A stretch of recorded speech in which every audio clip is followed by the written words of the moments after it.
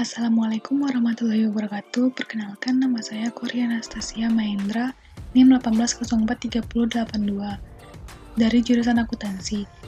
Baiklah, kali ini saya akan menganalisis salah satu laporan keuangan yang masjid yang ada di Bukit Tinggi, yaitu Masjid Al-Abrar.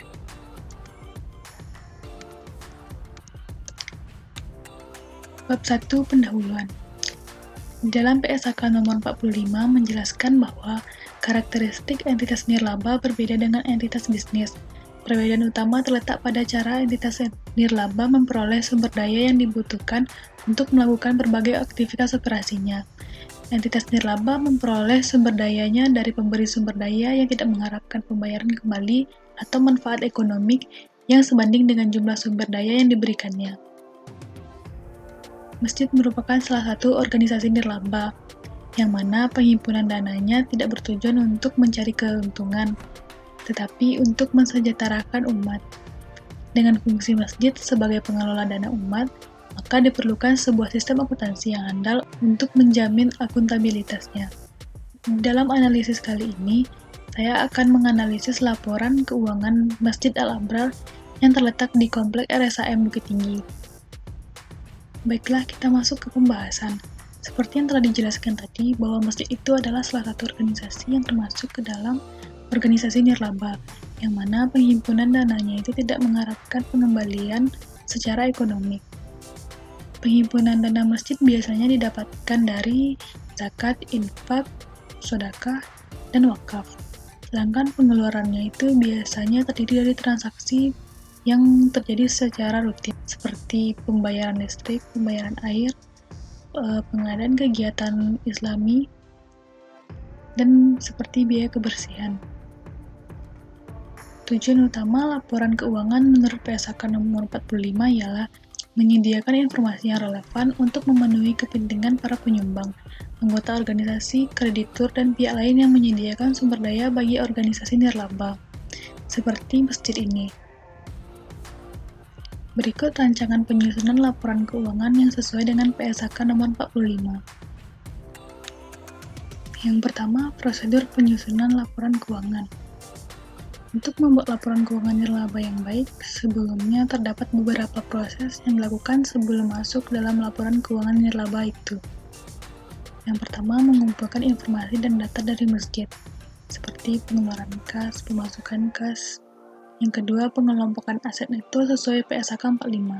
Dalam PSAK 45 terdapat beberapa pengelompokan aset, yaitu aset neto terikat permanen, aset neto terikat temporer, dan aset neto tidak terikat. Selanjutnya, membuat rancangan daftar perkiraan. Di dalam rancangan ini pada umumnya berisikan nomor akun, nama akun, saldo normal, dan kelompok perkiraannya, seperti tabel di bawah ini. Pada tabel di bawah ini terdapat nomor perkiraan untuk akun, nama perkiraan akun, dan posisi mereka pada laporan. Tahap keempat dalam prosedur penyusunan laporan keuangan yaitu menghitung saldo awal. Setelah kita membuat daftar perkiraan, selanjutnya kita akan menghitung saldo awal.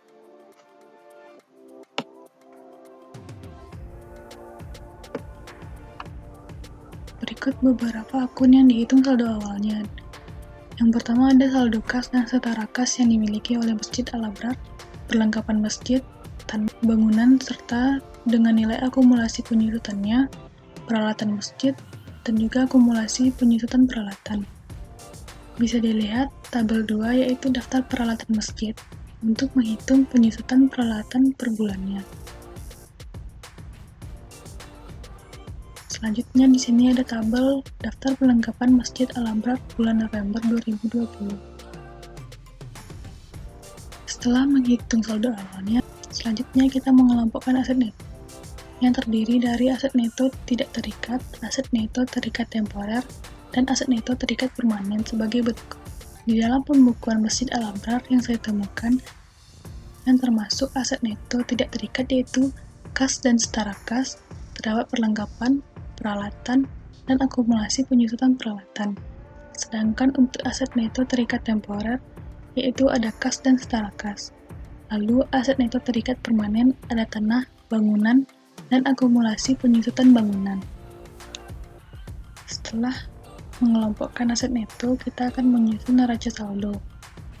Di sini saya sajikan neraca saldo dari Masjid Al-Abrar pada 1 November 2020, yang mana asetnya terdiri aset lancar seperti kas dan setara kas dan perlengkapan, aset tetap seperti tanah, bangunan masjid, akumulasi penyusutan bangunan, dan peralatan dengan akumulasi penyusutan peralatan. Selanjutnya kewajiban, ada utang, dan akun aset neto, yaitu aset neto tidak terikat, aset neto terikat temporer, dan aset neto terikat permanen.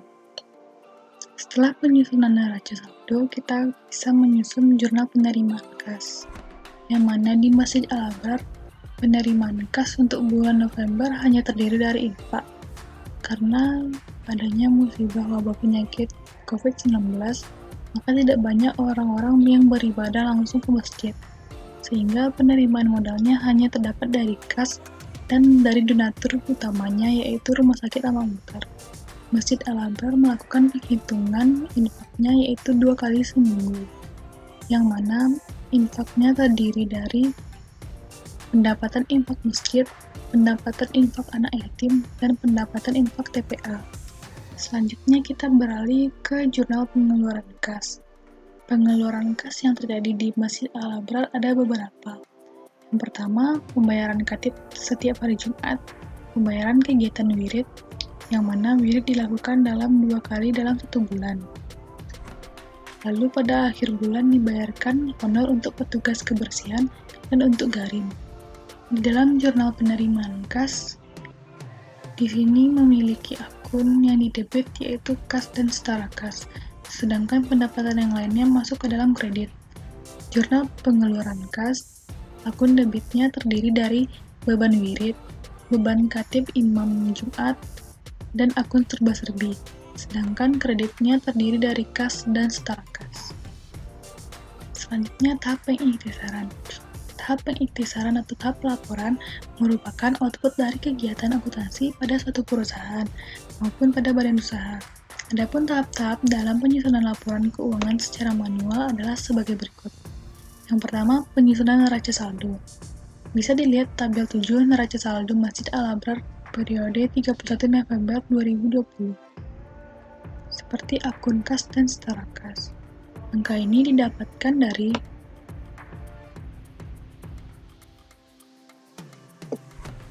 nilai yang ada di neraca saldo ditambah dengan nilai yang ada di penerimaan kas dan dikurangi dengan kas dan setara kas yang ada di pengeluaran kas. Selanjutnya, menyusun ayat jurnal penyesuaian. Ayat jurnal penyesuaian adalah daftar yang digunakan untuk mencatat akun buku besar yang perlu disesuaikan agar menunjukkan keberadaan yang sebenarnya. Berikut pencatatan jurnal penyesuaian, ada perlengkapan masjid, penyusutan peralatan, dan penyusutan bangunan. Dapat dilihat di tabel 8 ayat jurnal penyesuaian Masjid Al-Abrar, di mana akun beban di debit dan akumulasi penyusutannya di kredit. Selanjutnya, tahap laporan. Tahap laporan adalah tahap terakhir dari penyusunan laporan keuangan. Laporan keuangan entitas nirlaba terdiri dari laporan aktivitas, laporan posisi keuangan, dan laporan arus kas. Sebelum kita menyusun laporan keuangan tersebut, sebaiknya kita membuat neraca lajur sebagai alat bantu untuk menyusun laporan keuangan agar mempermudah proses penyusunan laporan keuangan dan dapat meminimalisir kesalahan. Berikut neraca lajur dari Masjid Al-Abrar periode 31 November 2020, di mana di dalamnya terdapat neraca saldo, ayat jurnal penyesuaian, neraca saldo setelah penyesuaian, laporan aktivitas, dan laporan posisi keuangan. Baiklah, tahap pertama dari tahap laporan yaitu laporan aktivitas.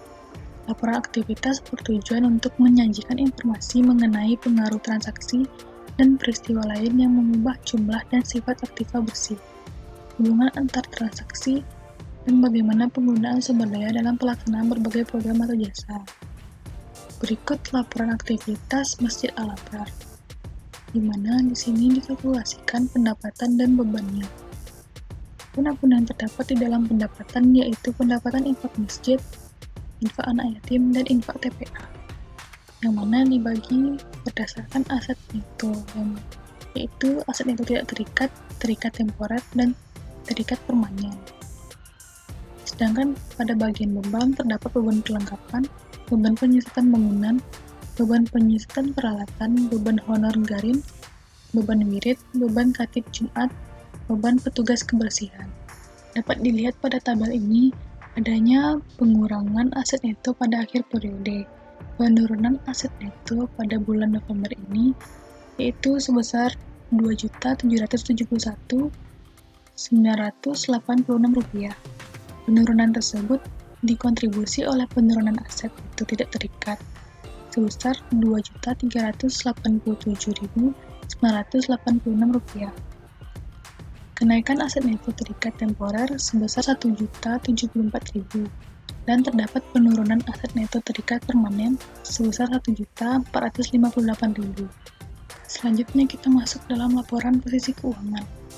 Laporan posisi keuangan bertujuan untuk mengetahui posisi keuangan masjid dan bisa digunakan sebagai pengambilan keputusan ekonomi secara tepat oleh masjid maupun bagi pihak eksternal.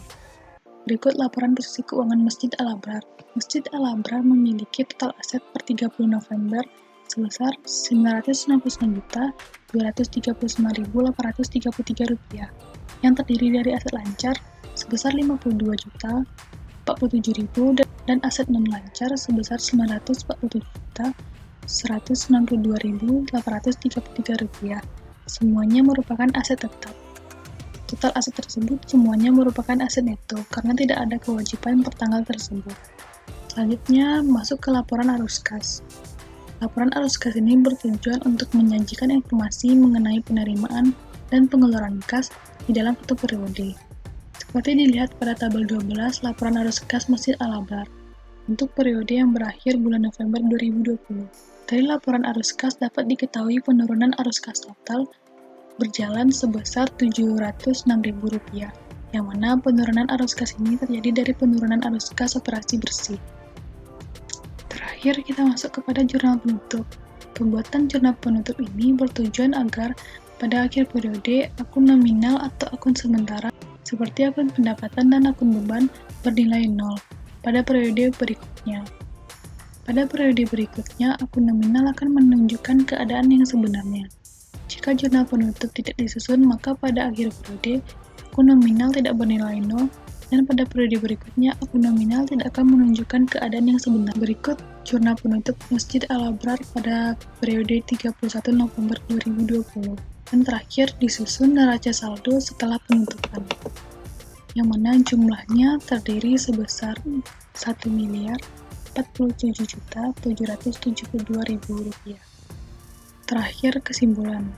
Dari analisis yang dilakukan di atas, Masjid Al-Abrar belum menerapkan PSAK nomor 45 dalam menyusun laporan keuangannya. Laporan keuangannya hanya menyajikan penerimaan dan pengeluaran kas dan jumlah akhir kas. Tidak diterapkannya PSAK 45 dalam penyusunan laporan keuangan tersebut mengakibatkan minimnya informasi yang disajikan. Tidak terdapat informasi-informasi yang semestinya ada pada laporan entitas organisasi nirlaba, seperti tidak terdapatnya informasi mengenai aset, kewajiban, dan aset neto yang dimiliki oleh Masjid Al-Abrar ini.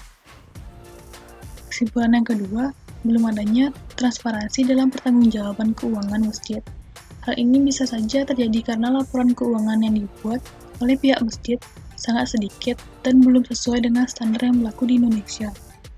Apabila telah diterapkannya PSAK 45 ini, sebaiknya pengurus masjid mempublikasikan laporan keuangan masjid secara terbuka. Hal ini cukup penting untuk dapat meningkatkan kepercayaan masyarakat terhadap pihak pengurus masjid. Baiklah, sekian dari saya. Bila ada kesalahan, mohon dimaafkan. Assalamualaikum warahmatullahi wabarakatuh.